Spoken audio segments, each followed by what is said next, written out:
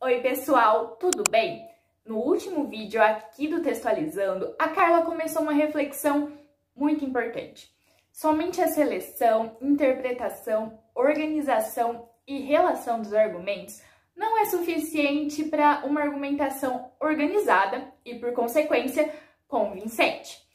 Isso mesmo, apesar de o projeto de texto ser fundamental, a construção argumentativa depende também da articulação da superfície textual, o que se dá por meio de marcas linguísticas que auxiliam na construção de sentidos.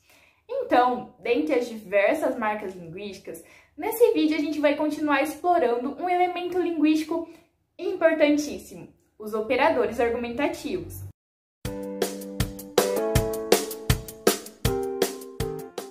Bom, os operadores argumentativos, de modo bem simples, são marcas responsáveis pela articulação entre orações, períodos, parágrafos ou enunciados, contribuindo para que o texto seja uma unidade de sentido. Mas calma, os operadores argumentativos vão muito além dessa simples conexão entre as partes dos textos. Eles apresentam uma função essencial para qualquer texto argumentativo, a orientação argumentativa. Os operadores argumentativos, portanto, têm por função indicar ou mostrar a força argumentativa dos enunciados, a direção ou o sentido para o qual apontam. Pronto! Agora que a gente já tem uma noção da importância desses elementos, vale ressaltar que o Enem também reconhece a necessidade do uso de um repertório diversificado de operadores argumentativos para a escrita da redação. Assim, entre os diversos critérios de correção, um deles consiste na elaboração de uma estruturação lógica e formal das partes constituintes do texto, a fim de que o candidato consiga demonstrar todo o seu conhecimento dos mecanismos linguísticos necessários para a argumentação. Vamos explorar, então, mais 5 tipos de operadores argumentativos e compreender as diversas relações argumentativas que podem ser estabelecidas por eles na própria prática escrita? Bom, vamos lá! Para isso, analisaremos os parágrafos de introdução e desenvolvimento de uma redação nota 1000, sobre a temática Desafios para a Formação Educacional de Surdos. No Brasil, o início do processo de educação de surdos remonta ao Segundo Reinado. No entanto, esse ato não se configurou como inclusivo, já que se caracterizou pelo estabelecimento de um apartheid educacional, ou seja, uma escola exclusiva para tal público, segregando-o dos que seriam considerados normais pela população. Assim, notam-se desafios ligados à formação educacional das pessoas com dificuldade auditiva, seja por estereotipação da sociedade civil, seja por passividade governamental.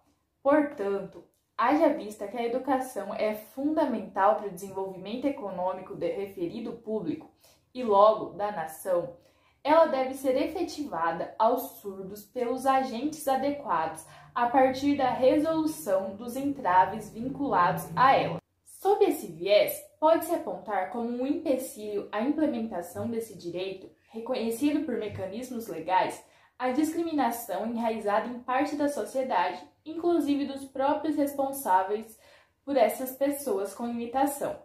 Isso por ser explicado segundo o sociólogo Talcott Parsons, o qual diz que a família é uma máquina que produz personalidades humanas, o que legitima a ideia de que o preconceito por parte de muitos pais dificulta o acesso à educação pelos surdos.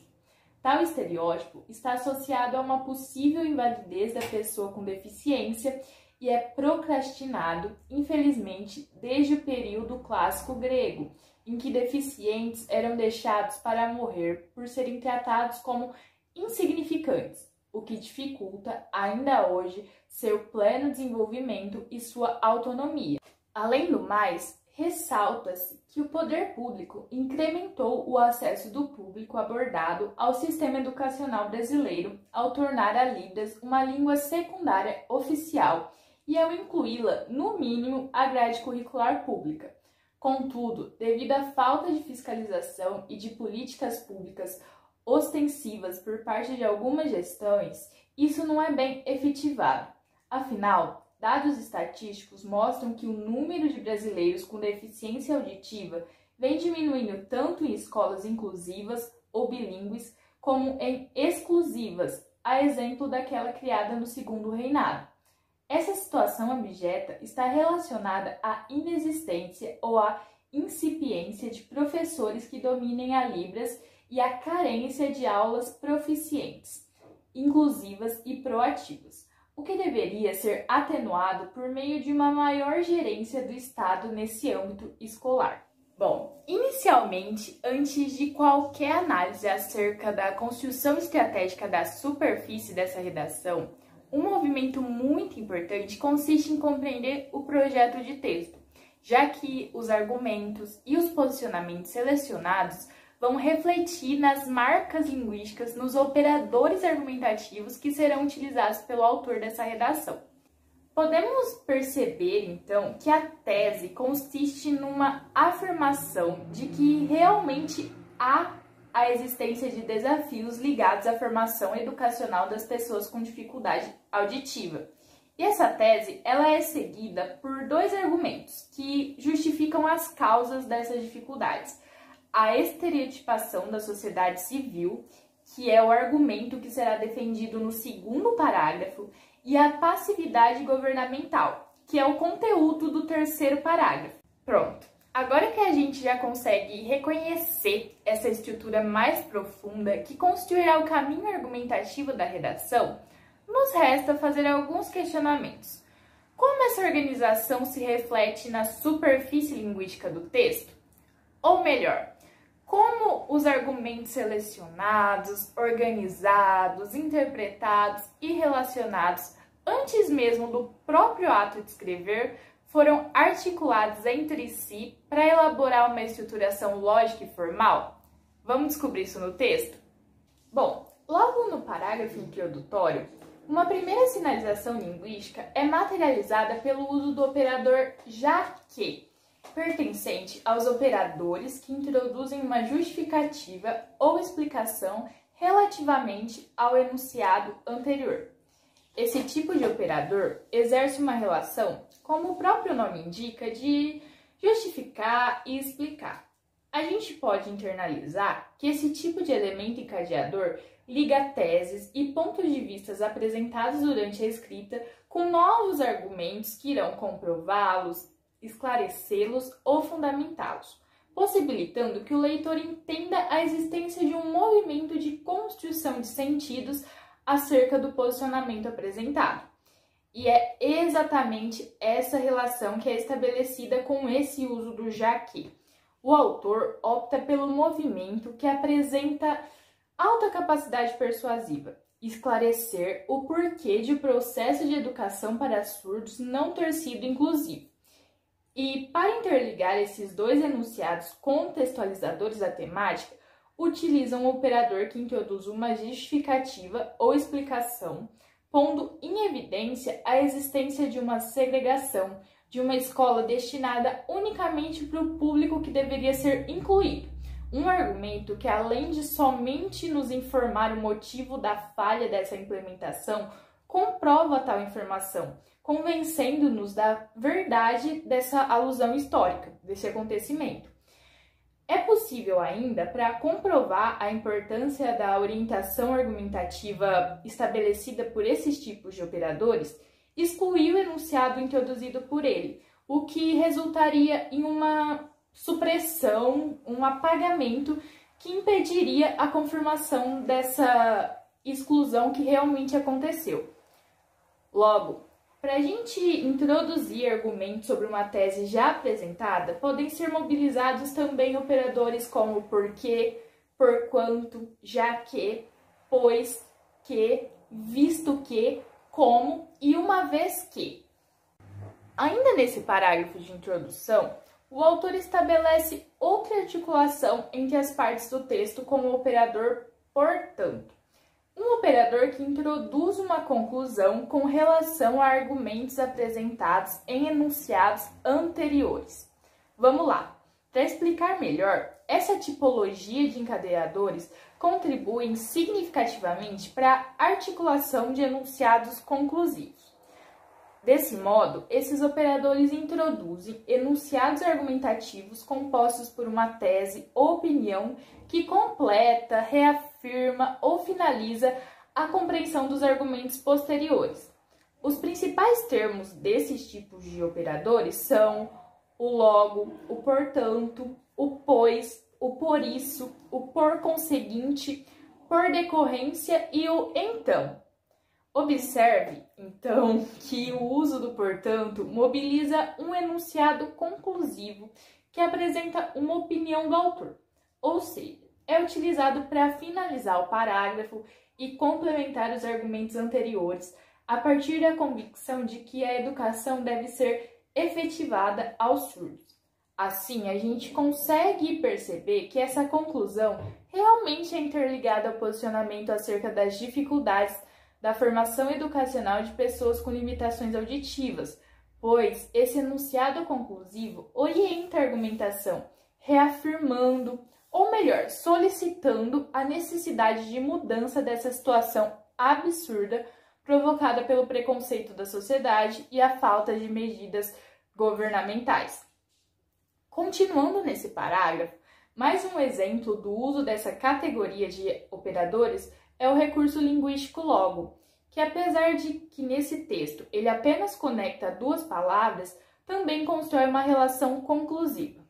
Podemos perceber que o autor pretende nos convencer acerca da essencialidade da educação para o desenvolvimento econômico dos surdos. E para tornar isso mais convincente, conclui o enunciado incluindo a nação nesse possível progresso, movimento persuasivo que passa a abranger toda a população e, consequentemente, atinge mais pessoas.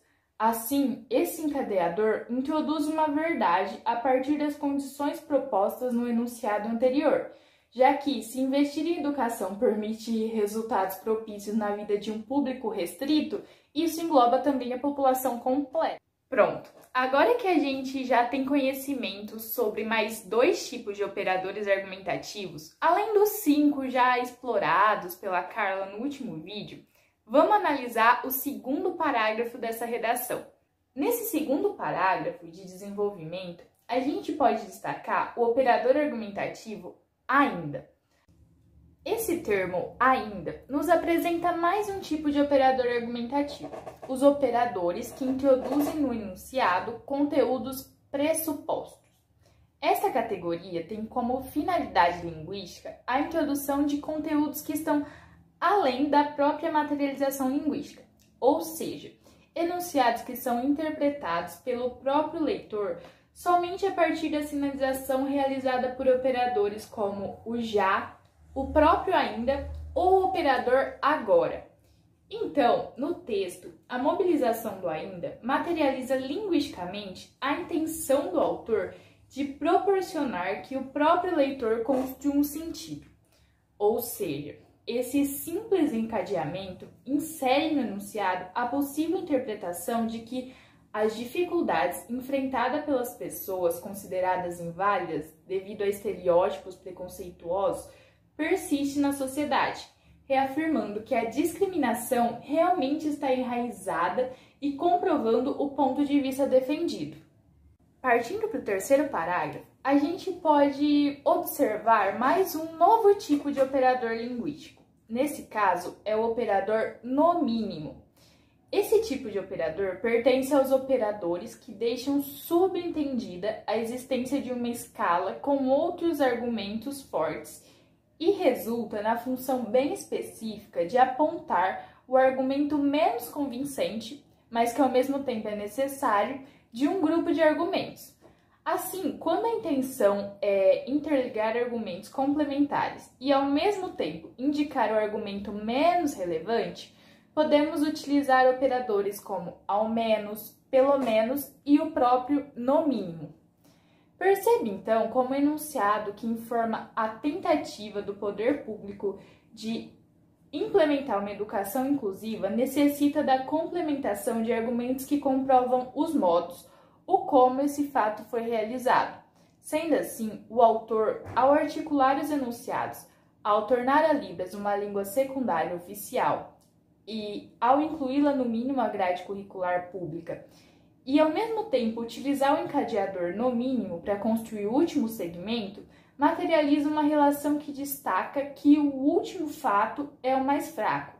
Isto é, esse operador ele atribui ao texto uma probabilidade de haver muitas atitudes mais convincentes, orientando que, portanto, o mínimo já resolveria a situação.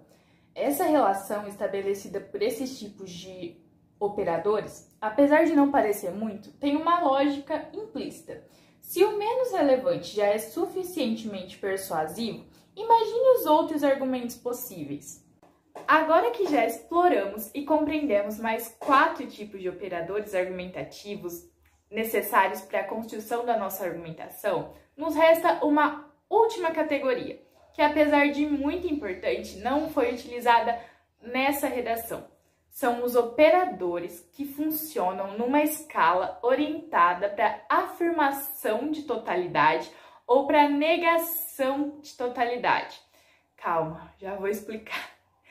Esses operadores, de modo bem simples, eles exprimem relações de totalidade, como é o caso dos operadores um pouco, quase, muitíssimo e bastante, e de não totalidade, como é o caso dos operadores pouco, bem pouco, pouquíssimo e apenas.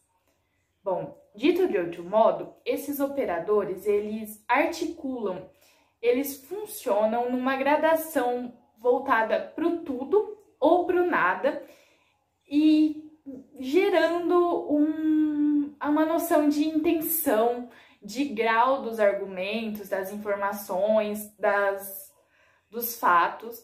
Então, para exemplificar, por exemplo, o argumento eu passarei na prova, pois estudei um pouco. A nossa interpretação, por causa desse operador um pouco, consiste que a pessoa estudou suficientemente para passar na prova. Ela estudou bastante, então. Ao contrário disso, o argumento não passei na prova, pois estudei pouco. O operador argumentativo pouco indica que as horas de dedicação dessa pessoa, a quantidade de estudo não foi suficiente para que ela conseguisse alcançar a nota necessária. Perceba, então, como um simples operador argumentativo imprime muitos significados, muitos sentidos para a nossa argumentação.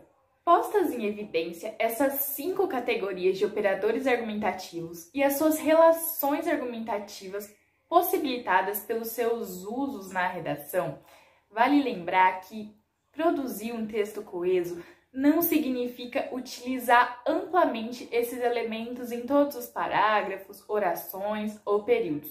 Ao contrário disso, um texto coeso e que constitui uma unidade de sentido compreensível e organizada requer um uso consciente desses operadores argumentativos, respeitando as suas funções no texto. Resumindo, os operadores argumentativos podem ser compreendidos como palavras, simples termos da própria língua que apresentam a capacidade de ligar enunciados argumentativos independentes e soltos, transformando-os em uma redação estruturalmente aceitável, a capacidade de estabelecer relações entre argumentos já apresentados e argumentos novos introduzidos durante a escrita e, principalmente, a capacidade de orientar esses enunciados para as conclusões pretendidas. Como todos esses tipos de operadores e as suas funções textuais demonstram, estabelecer a coesão textual por meio de um uso adequado e habilidoso desses articuladores que valorizam tanto a atividade argumentativa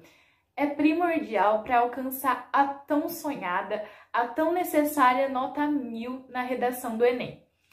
Bom, se você quiser aprofundar mais esses 5 tipos de operadores argumentativos e todas as suas relações textuais, acesse o nosso blog. E claro que lá não poderia faltar um exercício para colocar todo esse conhecimento em prática. Até mais!